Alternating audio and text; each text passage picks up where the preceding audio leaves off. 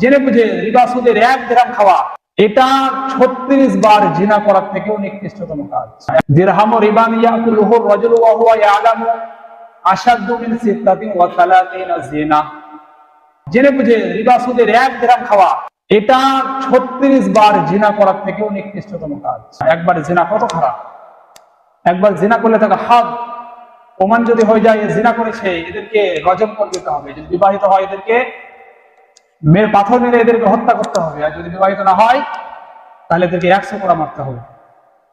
এইরকম 36 বার জিনা করার থেকেও নিকৃষ্ট গুনাহ, এর থেকেও বড় গুনাহ হচ্ছে সুদ খাওয়া, সুদের 1 দিরহাম খাওয়া। বিশ্বনবী বলেন আর রিবা সাবউনা জুজআন, সুদের 70টি ভাগ আছে, সুদের গুনাহের 70টি দরজা আছে, 1 2 3 করে তার ধাপ, 70টি ধাপ আছে। আইসারুহা আইয়ান কেহা রাজুল উম্মা, সব থেকে সহজ গুনাহ, সব থেকে কম গুনাহ হচ্ছে মানুষ তার মায়ের সাথে জিনা করবে, এই গুনাহ। সব থেকে কম গুনাহ কি? কোন মানুষ তার মায়ের সঙ্গে জিনা করবে। এটা কল্পনা করতে পারেন আপনি?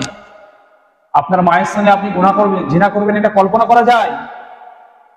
তো সব থেকে কম গুনাহ হচ্ছে এটা। সব থেকে বেশি গুনাহ বিশ্বনবী বলেন ফাইল্লাম তাফআলু ফাআদানু বিহারবিন মিনাল্লাহি ওয়া রাসূলিহি, সূরা বাকারা।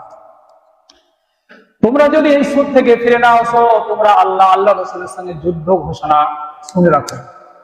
তোমাদের প্রতি আল্লাহ আল্লাহ রাসূলের যুদ্ধ ঘোষণা করা, এটা হচ্ছে সব থেকে উচ্চ পর্যায়ের গুনাহ।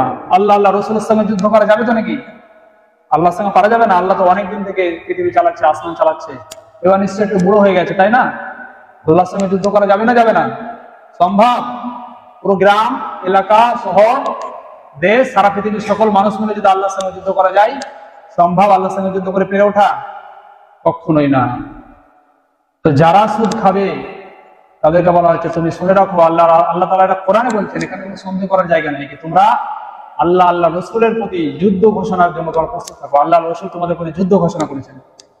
এই হচ্ছে সব থেকে নিকৃষ্টতম গুনাহ, সব থেকে উচ্চ মানের গুনাহ, আর সব থেকে নিম্নমানের বললাম কি মায়ের সাথে জিনা করা।